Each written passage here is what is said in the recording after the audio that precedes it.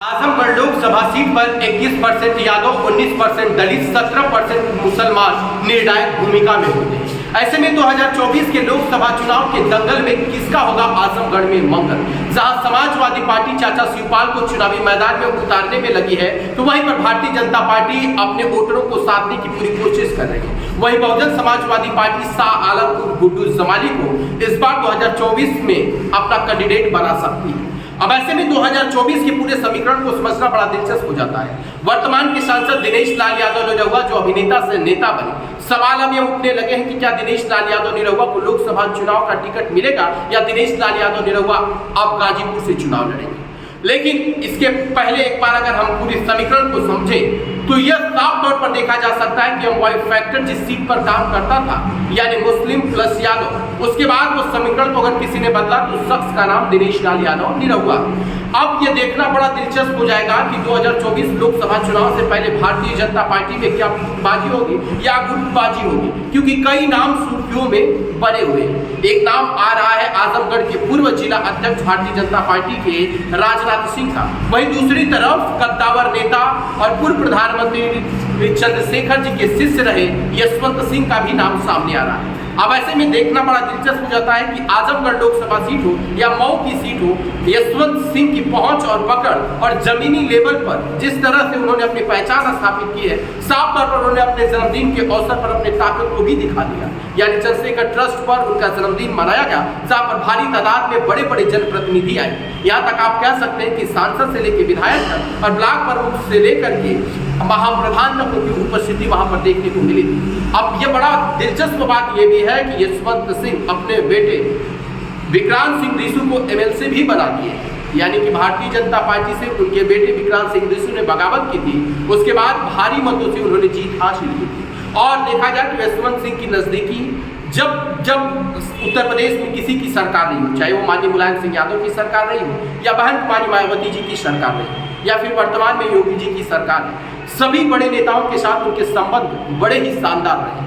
अब ऐसे में जयनाथ सिंह भी आजकल बड़े बड़े गाड़ियों का काफिला लेकर चट्टी चौराहे पर जा रहे हैं और लोगों से मिलजुल रहे हैं। कयास ये लगाए जा रहे हैं कि जयनाथ सिंह भी 2024 में ताल ठोक सकते हैं। कुछ बड़े आला कमान नेताओं का उन्हें शायद परमिशन मिला हो कि क्षेत्र में तैयारी करिए। वहीं पर यशवंत सिंह को लेकर के भी चर्चाएं गर्म है। ऐसे में क्या दिनेश लाल यादव निरहू से जब ये सवाल पूछा जाता है, मीडिया जब उनसे सवाल करती है कि क्या दिनेश लाल यादव निरहू का टिकट कटेगा, दिनेश लाल यादव निरहू मुस्कुराते हुए कहते हैं कि जनता के बीच में जो काम करेगा, जनता के बीच में जो वक्त देगा, उसी को नेतृत्व करने का अधिकार है।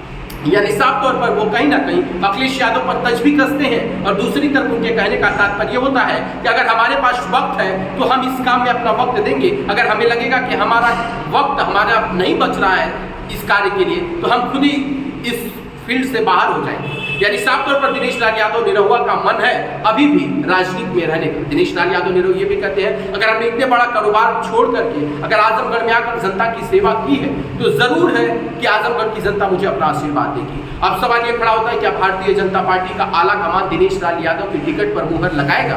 ये अपने आप में क्वेश्चन मार्क है। आजमगढ़ के जो सियासी समीकरण को लोग समझते हैं, आपको क्या लगता है कि 2024 में अगर भारतीय जनता पार्टी जयनाथ सिंह को या यशवंत सिंह को या किसी और बड़े नेता को चुनावी मैदान में उतारती है तो उसका लाभ कितना भारतीय जनता पार्टी को मिलेगा? अगर भारतीय जनता पार्टी पुनः एक बार दिनेश लाल यादव निरहू को चुनावी मैदान में उतारती है तो इसका लाभ भारतीय जनता पार्टी को कितना मिलेगा?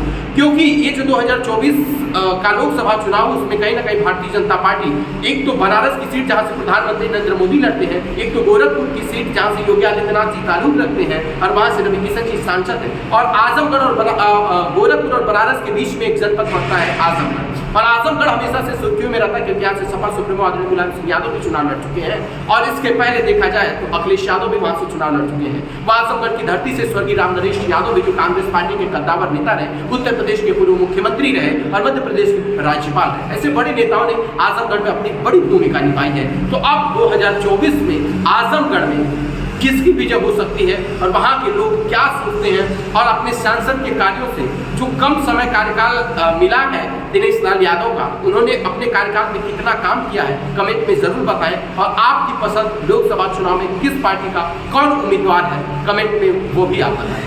धन्यवाद।